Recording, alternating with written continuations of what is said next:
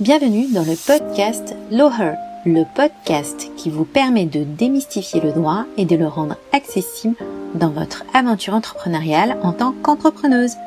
Parce que dans Lawher, on pense que le droit et l'avocat doivent être les alliés de la réussite entrepreneuriale des femmes. On parlera donc d'entrepreneuriat, de cerveau reptilien, de contrat, de sororité ou encore de Beyoncé. Bonne écoute à toutes!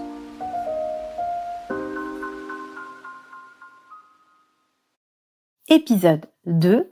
Payer le moins de charges possible, bonne ou mauvaise idée? Hello à toutes, je suis Estelle B, avocate en droit des affaires.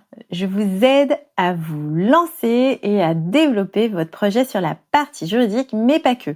J'aborde aussi souvent des questions qui fâchent comme l'argent, votre rentabilité ou encore votre rémunération. Aujourd'hui, je m'attaque à une croyance qui est très forte chez vous, entrepreneuses, mais également chez beaucoup d'entrepreneurs. C'est le fait de vouloir optimiser à tout prix en payant le moins de charges possible, et ce, dès la création de votre entreprise. Et quand je dis charges, je pense aux cotisations sociales que vous devez reverser aux URSSAF au titre de votre activité. Je pense qu'il était nécessaire de faire un épisode sur cette question de charges, car pour beaucoup d'entrepreneurs, hommes et femmes de manière confondue, c'est un vrai sujet. Souvent, il y a cette incompréhension quant au fait de devoir payer des charges sociales plus ou moins importantes. Et plus particulièrement, lorsque je m'entretiens avec des entrepreneuses lors de mes consultations, souvent ce sont des entrepreneuses qui ont choisi le statut de l'auto-entreprise / micro-entreprise parce qu'elles souhaiteraient payer le minimum de charges sociales possible. Et parce qu'elles se disent que payer le moins de charges possible, c'est la meilleure des solutions lorsqu'elles entreprennent et surtout si elles débutent. Car évidemment, et ça je le comprends, quand on débute, ce n'est pas comme si l'argent pouvait couler à flot pour votre entreprise. Et pour rappel, en auto-entreprise, si vous ne faites pas de CA, vous ne payez pas de cotisation sociale parce qu'elle se calcule sur le montant du chiffre d'affaires. Dit comme cela, on a l'impression que le statut de la micro-entreprise a l'air super alléchant. Mais est-ce que c'est vraiment en réalité une bonne idée? Et est-ce que vous savez concrètement à quoi ça sert de payer des charges sociales?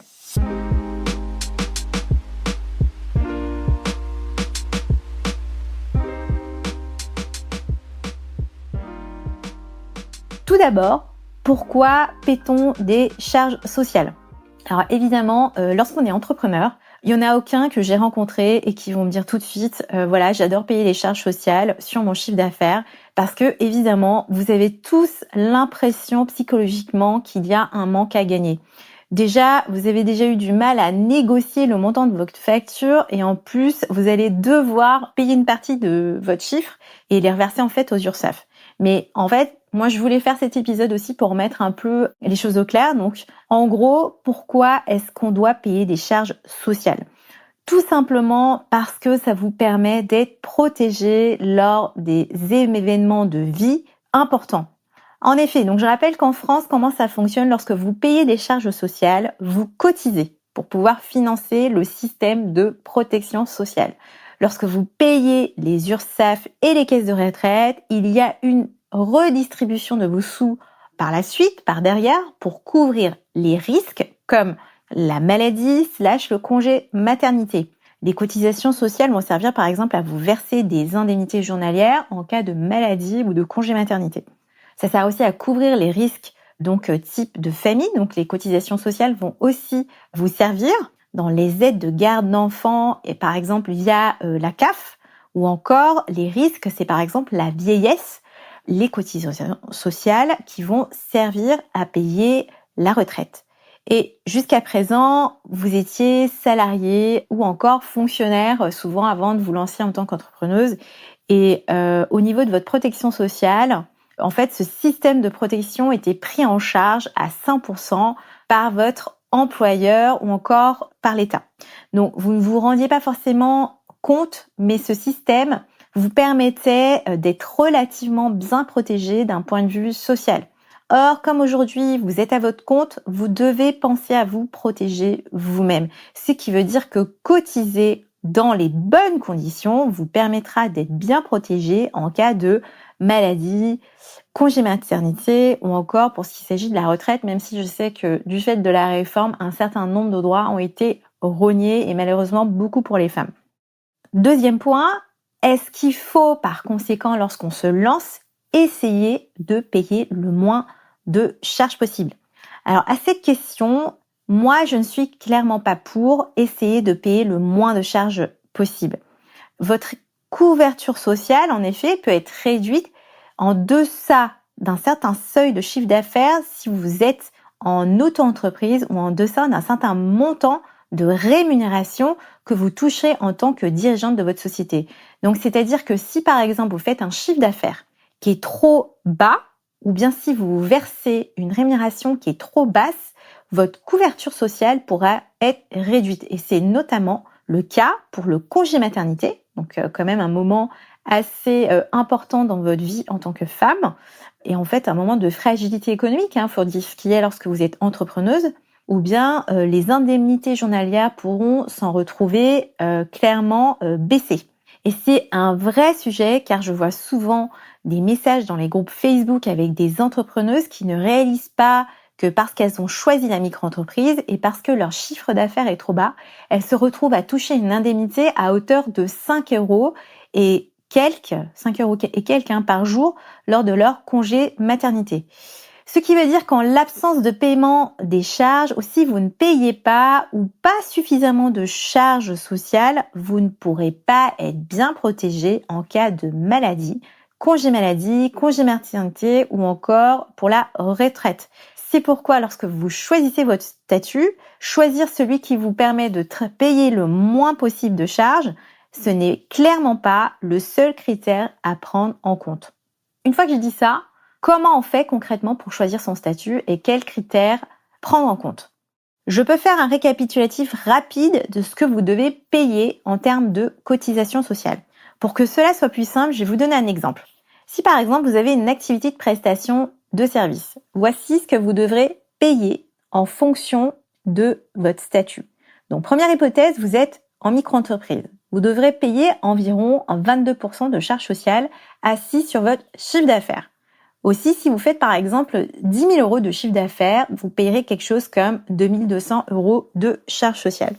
En société, si vous êtes en SARL ou bien en URL, c'est la même chose. On augmente un peu les taux, donc on est sur du 40% environ de charges sociales, mais ouvrez bien vos oreilles, assis sur votre rémunération en qualité de gérante majoritaire et non pas sur votre chiffre d'affaires. Donc si vous vous souvenez bien, j'avais dit en micro-entreprise, c'est 22% de chiffre d'affaires. Alors que quand vous êtes en SARL, en société, c'est vraiment l'assiette correspond en fait à votre rémunération. Donc il faut le préciser et c'est hyper important parce que souvent, moi ce que je vois, c'est que les entrepreneurs se contentent de comparer le taux.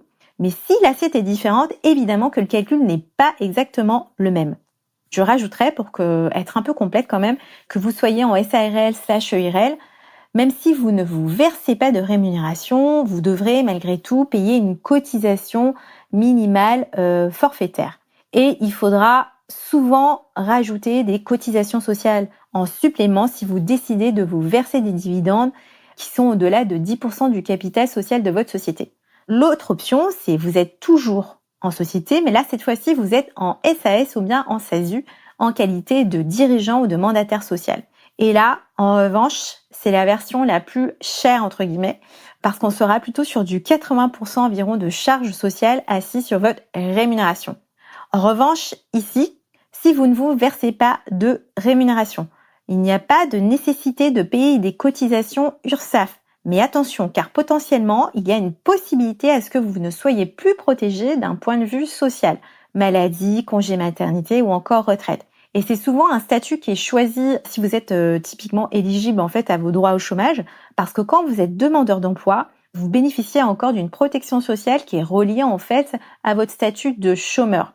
Donc c'est pour ça que souvent, vous allez rencontrer des entrepreneuses ou des entrepreneurs qui vont être en fait en SAS ou bien en SASU et qui vont pas forcément se verser de rémunération, mais qui en revanche, grâce à leur statut de chômeur, leur permettront de bénéficier d'une protection optimale par rapport à la sécurité sociale.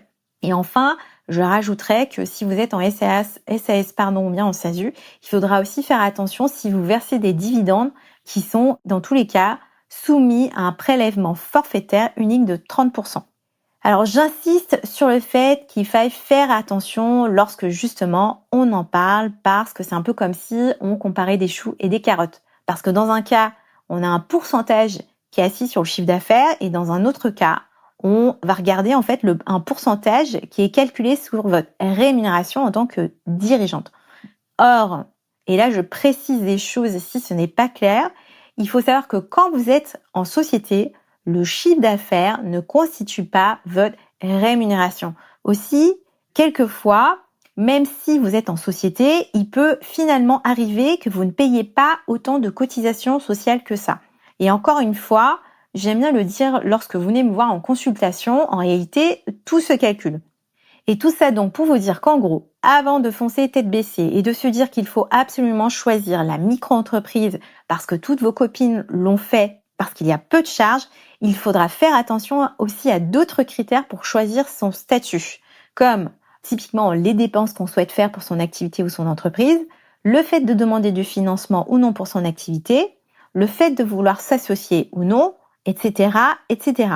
Évidemment, si vous ne comprenez toujours pas comment cela peut fonctionner, je vous invite à aller consulter une avocate comme moi ou encore un expert comptable parce qu'on est des professionnels qui pourront vous aiguiller sur les questions que vous pourrez vous poser.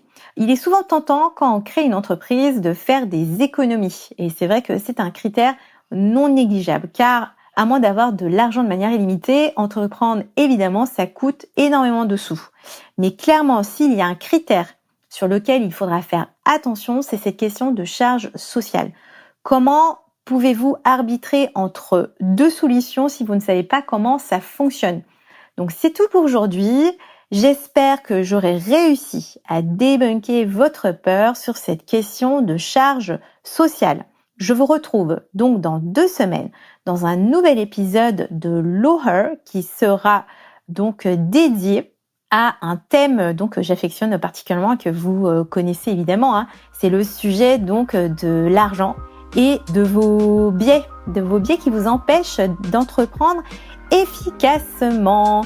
Donc en attendant, je vous souhaite à toutes une très bonne semaine. Je vous remercie pour votre attention et je vous dis à très bientôt.